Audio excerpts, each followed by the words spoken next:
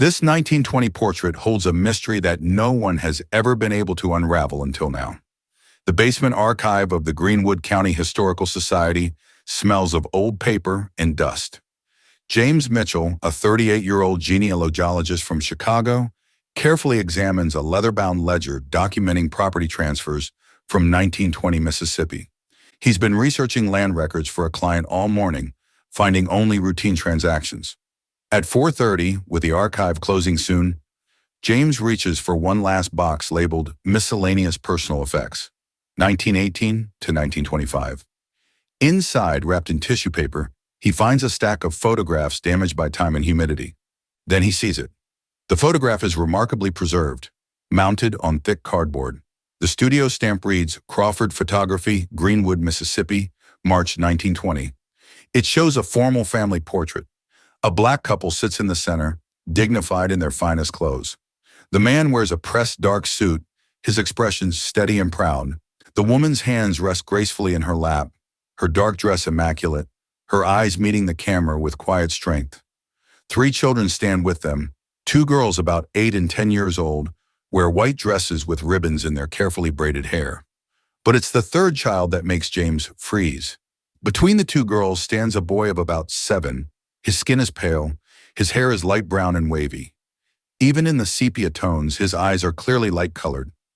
The boy is unmistakably white. James leans closer, examining every detail. The boy stands naturally, the man's hand resting protectively on his shoulder. There's no awkwardness, no forced arrangement. He belongs there. James turns the photograph over in faded pencil. Samuel, Clara, Ruth, Dorothy, and Thomas. March 14, 1920. He photographs it with his phone and copies the names into his notebook. His mind races. In 1920 Mississippi, during Jim Crow segregation, a black family with a white child would have been impossible, dangerous, potentially deadly. James approaches the archivist, an elderly woman named Mrs. Patterson. "Do you know anything about this family?" he asks, showing her the photograph. Mrs. Patterson studies it, something flickering across her face. Recognition, perhaps memory. "That would be Samuel and Clara Johnson," she says quietly. "Respected family. He was a carpenter." She took in sewing. "And the children," she hesitates. "I've heard stories, old stories. The kind people don't talk about anymore." She glances at the clock. "If you want to understand that photograph, talk to Evelyn Price. She's 93, lives at Magnolia Gardens. Her mother knew the Johnsons." Mrs. Patterson lets James keep the photograph. Nobody's claimed it in 70 years. Maybe it's time someone figured out what it means. Walking to his car, James looks at the 5 faces again. 4 makes sense. 1 is impossible. Whatever happened in 1920, someone went to great lengths to hide it. This photograph is evidence of something extraordinary, something dangerous. Tomorrow he'll visit Evelyn Price. Tonight he'll begin researching. The mystery has taken hold of him, an untold story waiting to be discovered. A truth hidden for 100 years. In his hotel room that evening, James opens his laptop and begins searching. He starts with the 1920 census for Greenwood, Mississippi. He quickly finds Samuel Johnson, age 32, black carpenter homeowner, Clara Johnson, age 29, seamstress, 2 daughters, Ruth, age 10, and Dorothy, age 8. 2 daughters, no son, no Thomas. James tries birth records next, searching for any Thomas born in Lafleur County between 1912 and 1914. He finds several, but cross-referencing shows they're all accounted for in their own families. None disappeared into a black family's photograph. He emails his research assistant in Chicago, need death records for Lafleur County, 1918, 1920. White couples dying within months of each other, especially with young children. Also, search orphanage records. Returning to newspaper archives, James scrolls through the Greenwood Commonwealth. Then on February 3, 1920, he finds it. Tragic accident, claims local couple. Mr. Robert Hayes, 34, and his wife Margaret, 29, perished in a house fire on February 1st. The couple leaves behind 1 son, age 6, 1 son, age 6, the right age for Thomas. James searches for more about the Hayes family, but finds almost nothing. No follow-up articles, no mention of what happened to their child. He searches orphanages, Mississippi, 1920. The results are grim. A 1921 reform report describes the Greenwood County Children's Home. Overcrowded, abusive, children used as unpaid labor. Children as young as 5 required to work 10 hours daily. Suspicious disappearances of children allegedly adopted, but records cannot be verified. His assistant emails back, found it. Children's Home investigated in 1921. Multiple children unaccounted for. Director claimed adoptions but no paperwork. No charges filed. Facility shut down 1923. Records incomplete. Major gaps. James creates a timeline.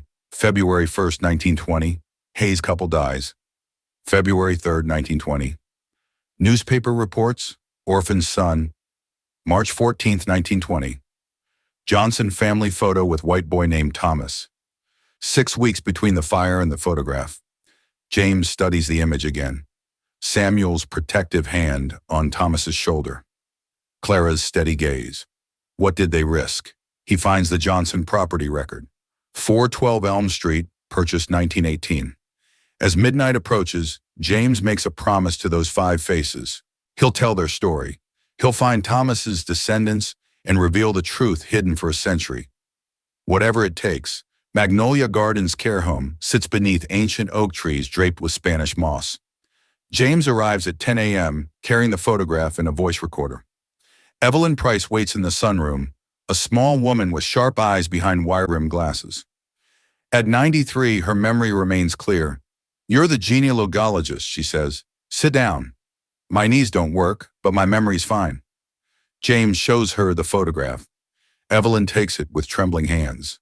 Age, not emotion, and studies it for a long moment. "Samuel and Clara Johnson," she says quietly. "I was 5 or 6, but I remember them. My mother knew Clara from church, Mount Zion Baptist. Do you remember this photograph being taken? I remember the talk. People were scared.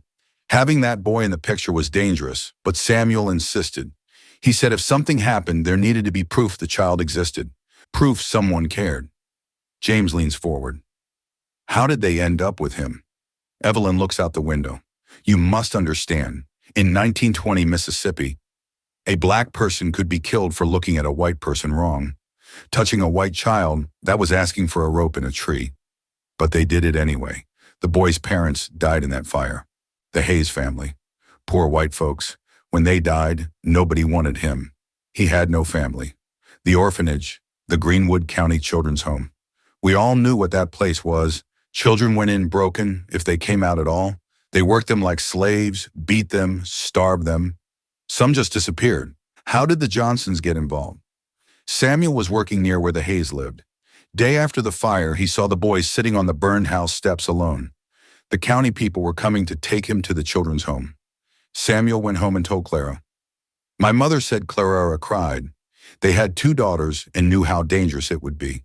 But Clara said she couldn't let a child go to that place no matter what color. She said God would judge them if they turned away. Evelyn's voice strengthens. So they took him. Middle of the night before the county came. Just took him home. How did they hide him? They told people he was Clara's nephew from up north visiting. Mixed-race child passing for white. Barely believable, but people didn't look close. If you gave them a story. Our community knew the truth. The black community protected them. We all kept the secret. For how long? Almost 2 years. They called him Thomas. He played with Ruth and Dorothy, went to church, learned carpentry from Samuel. Sweet boy, my mother said. James looks at the photograph with new understanding. Why risk taking this picture? Samuel wanted proof. If they were caught, arrested, or killed, he wanted evidence the boy existed, that he was loved, part of a family. He saved money for months. The photographer, Albert Crawford, was white but fair-minded. Samuel told him the truth. Crawford could have turned them in. Instead, he took the picture and charged half price. Said it was the bravest thing he'd ever seen. What happened to Thomas? Evelyn's expression saddens. By 1922, too dangerous. He looked obviously white as he grew. The Klan was active that year. Threats, violence. Clara had a cousin in Chicago named Diane Porter, married to a white man, a union organizer. They sent Thomas north in June 1922. Clara cried for days. Did they stay in contact? Secret letters for years. Thomas wrote when he was older, said he remembered them, was grateful. After Samuel died in 1935, the letters stopped. Ruth burned them after Clara passed in 1947. Thought it was safer. Evelyn hands back the photograph. It's time the story was told. Samuel and Clara risked everything to save a child who wasn't theirs. Didn't look like them in a time when that could have gotten them killed. Find Thomas's family. Tell them what happened. Make sure people know that even in the darkest times, some chose love over fear. James promises he will. Mount Zion Baptist Church still stands on Elm and 3rd, a modest brick building with a white steeple. James arrives Tuesday afternoon and meets Patricia Lewis, the church secretary. I'm researching the Johnson family from the 1920s, James explains. Patricia's eyes widen. Samuel and Clara, let me get Pastor Williams. Pastor Marcus Williams, a tall man in his 50s, studies the photograph James shows him. His expression grows serious when he notices Thomas. He and Patricia exchange a glance. Follow me, the pastor says quietly.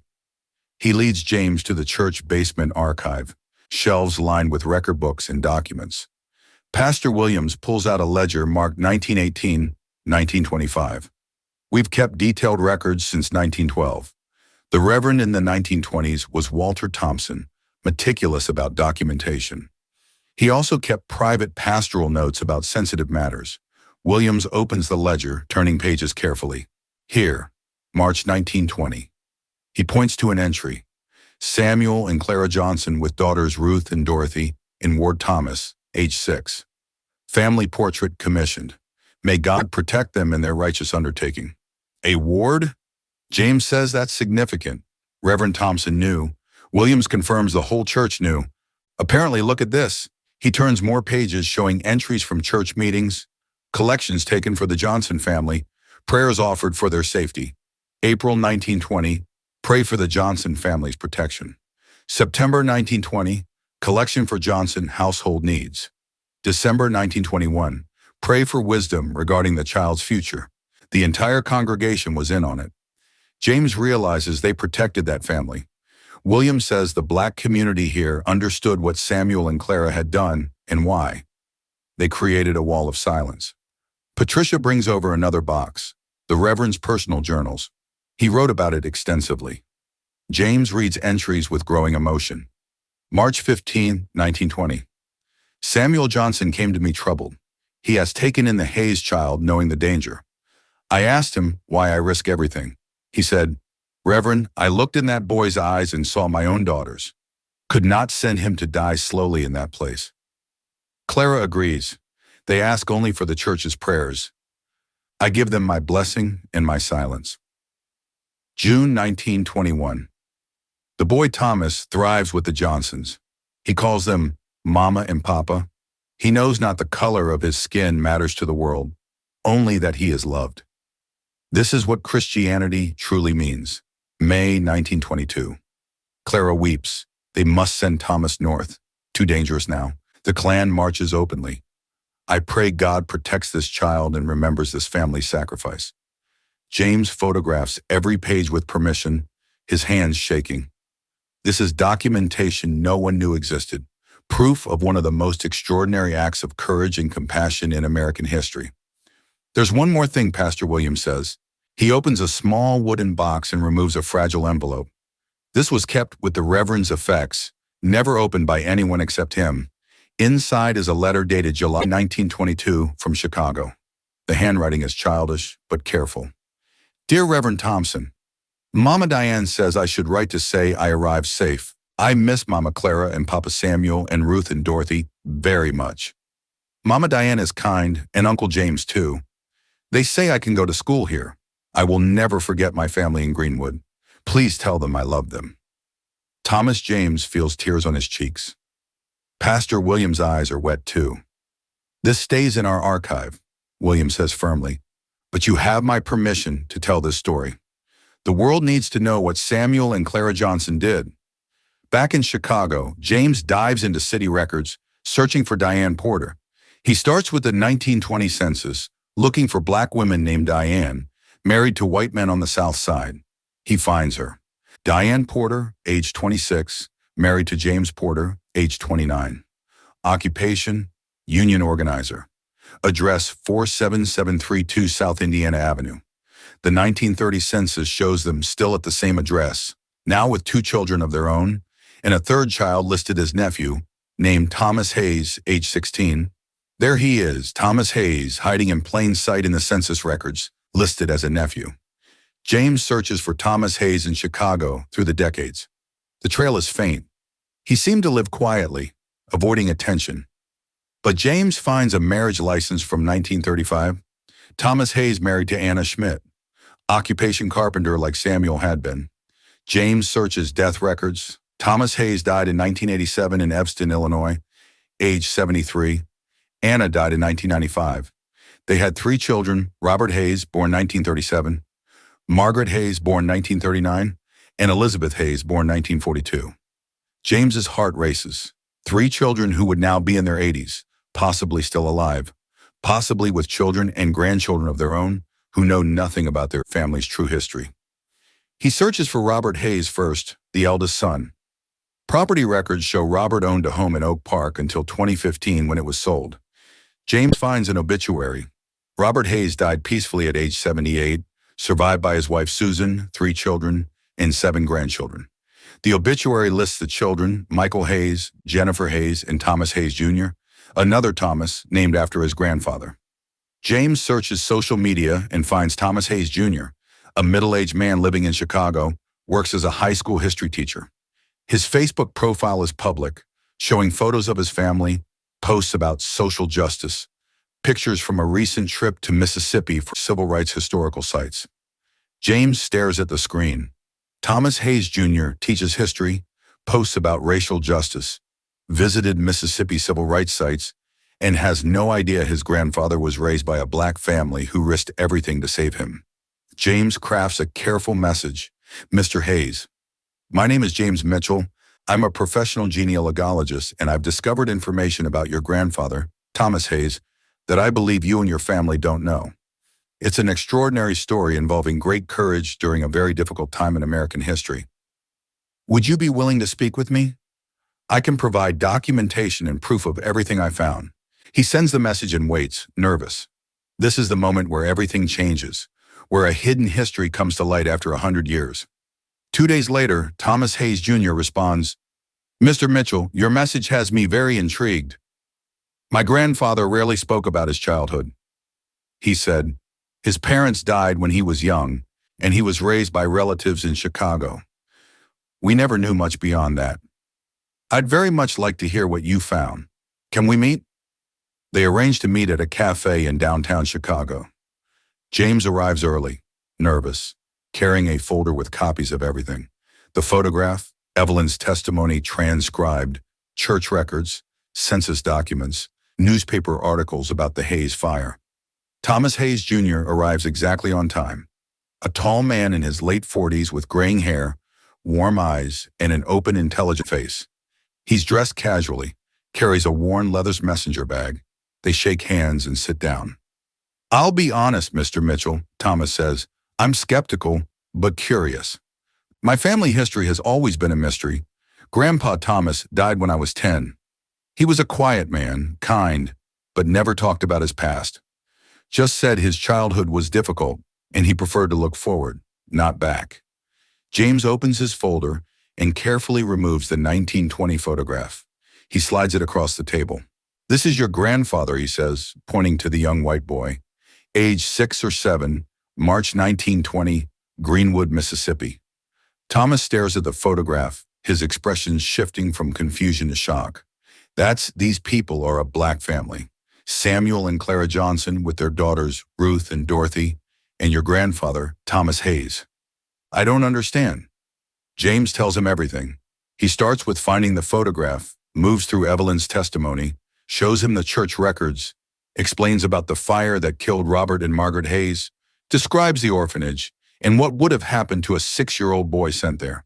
Thomas listens, his face growing more emotional with each revelation. When James finishes, there's a long silence. "My grandfather was raised by a black family," Thomas finally says, his voice thick. "In Mississippi in 1920, for almost 2 years, Samuel and Clara Johnson risked their lives and their daughters' lives to save him from that orphanage. They hid him, protected him, loved him. Then, when it became too dangerous, they sent him to Clara's cousin Diane in Chicago, which is how he ended up here." Thomas stares at the photograph, tears running down his face. "He never told us." "Why wouldn't he tell us?" "Maybe shame," James says gently. "Or maybe protection." Even decades later, in the 1960s and 70s, when your grandfather was raising his family, racial tensions were intense. Maybe he thought this story would bring trouble. Or maybe he was protecting Samuel and Clara's memory. Or maybe, James pauses. Maybe it hurt too much to talk about. He lost his birth parents in a fire, then lost his adopted parents when he was 8. That's a lot of loss for a child. Thomas wipes his eyes. "Can I?" He reaches for the photograph with shaking hands. "May I?" James hands it to him. Thomas studies every detail. Samuel's protective hand on young Thomas's shoulder. Clara's steady gaze. The 2 girls flanking him. "They saved him," Thomas whispers. "They saved my grandfather, which means they saved all of us. My father, me, my children. None of us would exist if not for their courage." "That's right." Thomas looks up. "Are there descendants from the Johnson family?" "I believe so. I haven't traced them yet. I wanted to find you first, but Ruth and Dorothy both had children. There's a family tree out there that connects to yours through the years 1920 to 1922, through love instead of blood." Thomas sets the photograph down carefully. "Mr. Mitchell, I need to tell my family, my siblings, my cousins. We need to know this story." And then he takes a deep breath. "I want to find the Johnson descendants. I want to thank them somehow for what their ancestors did." "I was hoping you'd say that." They talk for 2 more hours. James shows Thomas every document, every piece of evidence. Thomas asks questions, takes photos, makes notes. He's a historian by training and profession. He wants to understand everything, verify everything, make sense of this revelation that's rewritten his family story. As they prepare to leave, Thomas grips James's hand firmly. "Thank you. Thank you for finding this, for caring enough to track it down, for bringing this to me. It's the most important thing I've ever learned about my family." "There's one more thing," James says. He pulls out the letter young Thomas wrote to Reverend Thompson in 1922. "Your grandfather wrote this 2 months after arriving in Chicago. He was 7 years old." Thomas reads it, and when he finishes, he's crying again. He loved them. He called them Mama and Papa. He never forgot them, and we forgot him. We let this story disappear. Thomas folds the letter carefully. "If that changes now, will you help me find the Johnson family?" "Absolutely." James returns to his research with renewed purpose. He needs to find the descendants of Ruth and Dorothy Johnson, the 2 girls in the photograph who grew up knowing that they had briefly shared their home with a white boy their parents saved. He starts with Ruth, the older daughter. In the 1930 census, Ruth Johnson, age 20, still lives with their parents in Greenwood. But by 1940, she's gone, likely married. James searches marriage records for Lafleur County, Mississippi, 1930, 1940. He finds it. Ruth Johnson married to William Crawford in 1933. Crawford, the same name as the photographer who took the 1920 portrait. James digs deeper and finds the connection. William Crawford was Albert Crawford's son. The photographer who documented the Johnson family's courage had a son who fell in love with Ruth Johnson and married her. They had 4 children. Albert Jr., Clara, named after Ruth's mother, Samuel, named after Ruth's father, and Mary James traces them forward. Clara Crawford, born 1937, married Jerome Washington in 1958 and moved to Memphis. They had 3 children, including a daughter named Ruth Washington, born 1962. James finds Ruth Washington on social media. She's 63, a retired teacher living in Memphis, posts frequently about family, church, and civil rights history. He sends her a message similar to the one he sent Thomas Hayes Jr. explaining that he's discovered an extraordinary story about her great-grandparents. Ruth Washington responds within hours. My grandmother Ruth told me stories when I was young about something secret my great-grandparents did something brave. She said I'd understand when I was older, but she died before she could tell me. Is this about that? James arranges to call her. When they speak, he tells her everything, shows her the photographs and documents via video call. Ruth Washington listens with her hand over her mouth, tears streaming. They saved a white child, she whispers, in Mississippi in 1920. Oh my Lord, your grandmother Ruth knew him. She was 10 years old when he came to live with them. She would have remembered everything. She never told us the details, just said her parents did something dangerous and good, something that showed what real Christianity meant. We always wondered. James then tells her about Thomas Hayes Jr., about finding the grandson of the boy her great-grandparents saved. He wants to meet you, James says. He wants to thank your family for what Samuel and Clara did. Ruth Washington is silent for a moment, overwhelmed. 100 years later, she finally says, the family's coming back together after 100 years, if you're willing. Of course I'm willing. This is everything my grandmother hoped for. I think she wanted this story told. She wanted people to know what her parents did. James then searches for Dorothy's descendants. Dorothy Johnson married Marcus Lewis in 1935, moved to Chicago during the Great Migration in 1942. They had 5 children, but one of them, Patricia Lewis, born 1945, still lives in Chicago. James realizes with a start. Patricia Lewis, Pastor Marcus Williams, the church secretary and pastor at Mount Zion Baptist Church, who helped him find the church records. They're descendants of the Johnson family. They already knew parts of the story. They've been protecting it, preserving it, waiting for the right moment. James calls Pastor Williams. You knew, he says. You're Dorothy Johnson's grandson. I am, Williams confirms. My grandmother Dorothy told my mother everything before she died. And my mother told me. We've been waiting for someone to put all the pieces together. Someone from outside who could tell this story properly. Why didn't you tell me immediately? Because the story needed to be discovered, not handed over. You found the photograph. You tracked down Evelyn. You connected the dots. That gives it authenticity. Makes it real. If we just told you, it might have seemed like family legend exaggeration. This way, you verified everything independently. James understands. Thomas Hayes Jr. wants to meet the family.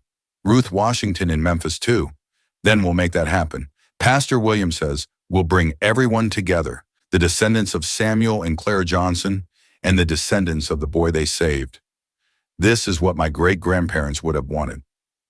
3 months later, on a warm Saturday in June, 2 families gather at Mount Zion Baptist Church in Greenwood, Mississippi. Ruth Washington has come from Memphis with her 3 children and 2 grandchildren. Pastor Marcus Williams is there with his extended family, 7 descendants of Dorothy Johnson. Other Johnson family members have traveled from across the country, nearly 30 people in total. And Thomas Hayes Jr. has brought his entire family, his 2 sisters, his children, his cousins, his nieces and nephews, 23 people who carry the blood of the boys Samuel and Clara Johnson, saved in 1920. The church sanctuary is full. Media is not invited. This is private, sacred. James Mitchell stands at the front with Pastor Williams. Between them, displayed on a large screen, is the 1920 photograph. Samuel, Clara, Ruth, Dorothy, and young Thomas. Thomas Hayes Jr. speaks first. His voice shakes with emotion. I'm standing here today because of an act of extraordinary courage and love. My grandfather, Thomas Hayes, lost his parents in a fire when he was 6 years old. He should have been sent to an orphanage where he likely would have died or been broken. Instead, 2 people, Samuel and Clara Johnson, risked everything to save him. He looks at the Johnson descendants gathered before him. They weren't rich. They weren't powerful. They were a black family in Jim Crow, Mississippi, which meant they lived every day under threat of violence. Taking in a white child could have gotten them killed, and they did it anyway. Thomas pauses, composing himself. My grandfather lived to be 73 years old. He married my grandmother, raised my father and aunt and uncle, saw grandchildren born. He worked as a carpenter, a trade he learned from Samuel Johnson. He lived a good, quiet, decent life. In all of that, all of us exist because of what your ancestors did. He steps down and approaches Ruth Washington. I don't have words adequate to thank you, but I want you to know we will never forget this. We will tell this story to our children and grandchildren. We will make sure Samuel and Clara Johnson's courage is remembered. Ruth Washington embraces him, both of them crying. Around the sanctuary, there's not a dry eye. Pastor Williams speaks next. My great-grandparents Samuel and Clara Johnson were ordinary people who did an extraordinary thing. They saw a child in danger and responded with love despite the risk. That's the simplest and most profound truth of this story. He gestures to the photograph on the screen. This picture was taken as evidence, as proof that Thomas existed and was loved. Samuel knew it was dangerous to document what they'd done, but he insisted. He wanted there to be a record, even if it cost them. And now, 100 years later, that photograph has brought our families together. Ruth Washington then shares stories her grandmother, Ruth, told her. Memories of young Thomas playing with her and Dorothy, learning carpentry from Samuel, helping Clara in the garden. My grandmother said Thomas was shy at first, traumatized by losing his parents. But slowly over months he began to smile again, to laugh. She said Clara would hold him and sing to him, and Samuel taught him to measure wood and use tools. They loved him like their own. She pauses. And when they had to send him away, when it became too dangerous. My grandmother said her mother cried for weeks. Clara never stopped thinking about him, wondering if he was safe, if he was happy. She kept hoping for letters for news, and she got some secretly for years until the letters stopped. Thomas Hayes Jr. stands again. I have something to share. He pulls out a box he's brought with him. When my grandfather died, we found this in his attic. We never knew what it meant, but now we do. He opens the box. Inside is a small wooden toy, a carved horse worn smooth by time and handling. Samuel Johnson made this for my grandfather. We know because there's a tiny SJ carved under the base. My grandfather kept it his entire life. 73 years. He kept this toy, kept this connection to the family who saved him. He hands the toy to Pastor Williams. This belongs in your family's history. It's proof that he never forgot them, just as they never forgot him. The two families mingle, share stories, embrace strangers by blood, but connected by a bond stronger than genetics. The bond of sacrifice and love across the color line in one of America's darkest times. James watches it all, documenting with photos and notes, witnessing history correcting itself. After the gathering, Thomas Hayes Jr. and Pastor Marcus Williams hold a press conference outside the church. The story has leaked. Too many people knew about the reunion, and now journalists from across the country have descended on Greenwood. Thomas speaks to the cameras. In 1920, my grandfather, Thomas Hayes, lost his parents in a fire. He was 6 years old, alone, and about to be sent to an abusive orphanage. A black family named Johnson took him in, hid him, protected him, and loved him at tremendous risk to themselves. Today, our family's reunited to honor that act of courage. He holds up the 1920 photograph. This picture was taken as evidence, as proof that a child existed and mattered. Samuel and Clara Johnson wanted the world to know that they had loved this boy, even if it cost them everything. 100 years later, their wish has come true. The world now knows the story goes viral. Major newspapers run it. Television networks feature it. Social media explodes with shares and comments. The photograph of Samuel, Clara, and the children is seen by millions. The response is overwhelming. People are moved, inspired, challenged. In the comments and conversations that follow, people discuss racism, courage, compassion, and what it means to do right despite the cost. Some criticize, why focus on a black family saving a white child?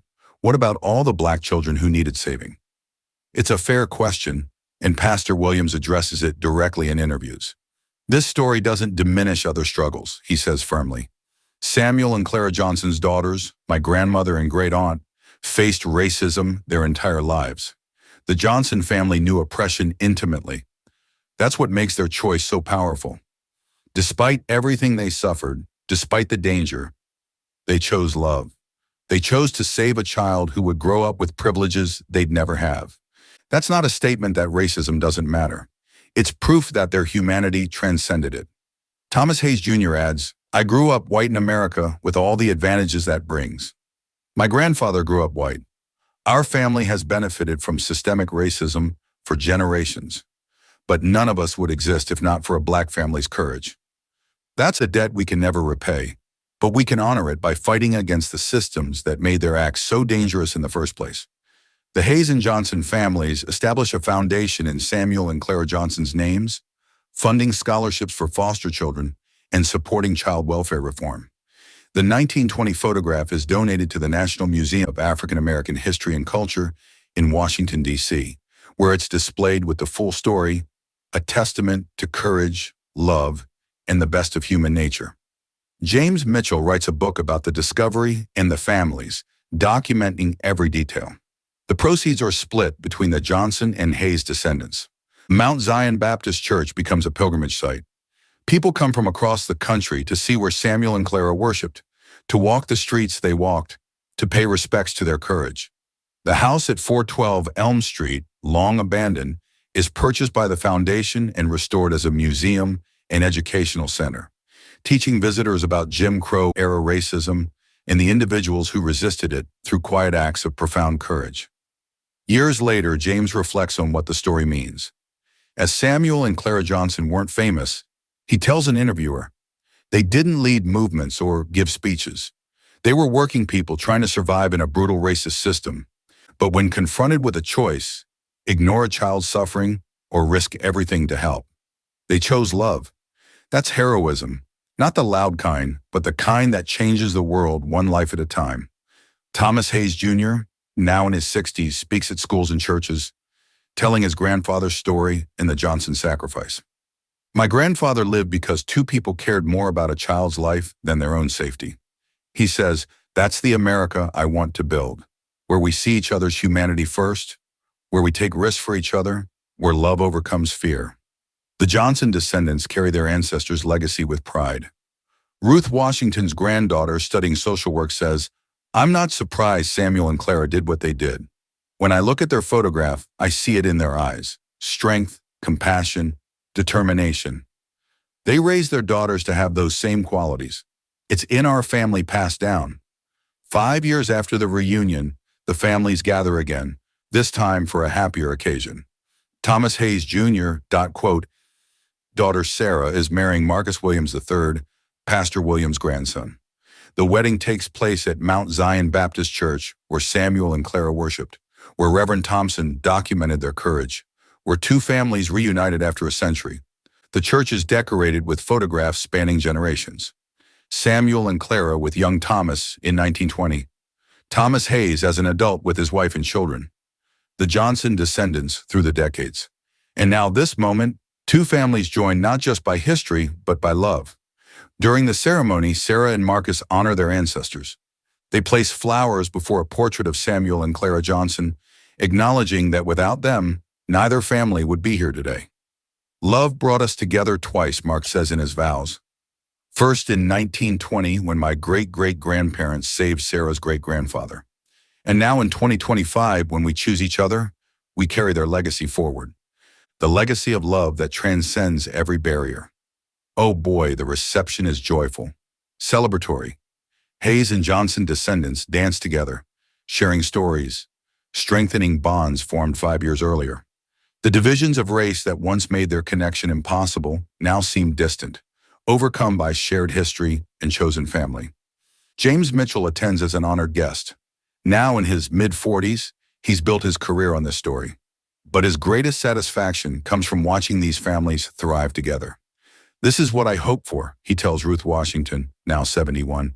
Not just uncovering the past, but healing it, bringing it forward. You gave us back our history, Ruth says.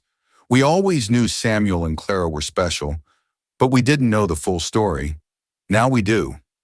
Now the world does. As the evening ends, the families gather for a photograph. Dozens of descendants of both families standing together where Samuel and Clara once stood in front of the church that sheltered their secret. Someone produces the original 1920 photograph and holds it up. Then, now a century between them, but the connection unbroken, Thomas Hayes Jr. looks at the old photograph one more time at his grandfather's young face, at Samuel's protective hand on his shoulder. "Thank you," he whispers to those long-gone faces. "Thank you for everything." Later that night, Sarah and Marcus visit Samuel and Clara's graves in the church cemetery. The headstones, once neglected, have been restored, cleaned, and surrounded by flowers that descendants plant regularly. "We're naming our first child after them," Sarah says quietly. "Samuel, if it's a boy, Clara, if it's a girl." "So the names continue so they're never forgotten," Marcus takes her hand. "They won't be forgotten. Their story is part of history now, part of the record." They stand in silence for a moment, honoring the courage that made everything possible. Above them, stars shine over Mississippi. The same stars that shone on Samuel and Clara Johnson in 1920 when they made their impossible choice. The same stars that shine on their descendants now living the future those two brave souls made possible. A photograph taken in 1920 held a mystery no one could explain. Now, a century later, the mystery has been solved and revealed a story of courage, sacrifice, and love that transcended the cruelest barriers ever erected between human beings. Samuel and Clara Johnson risked everything to save a child who wasn't theirs. They asked nothing in return. They expected no recognition, no reward, no glory. They did it because it was right, because a child needed help, because love demanded it, and now their story will be told forever. A reminder that even in the darkest times, even in the most unjust systems, individual acts of courage and compassion can change the world. The photograph remains in the Smithsonian, viewed by thousands each year, but its true legacy lives in the families. Hayes and Johnson, white and black, forever bound by an act of love that refused to recognize the color line. This is the mystery solved, that humanity at its best is stronger than hatred. This is the truth revealed, that love at its core sees no color, only a child who needs saving and the courage to act. Samuel and Clara Johnson are gone, but their legacy lives on in their descendants, in the family they saved, and in everyone who hears their story and chooses to be brave, to be kind, to be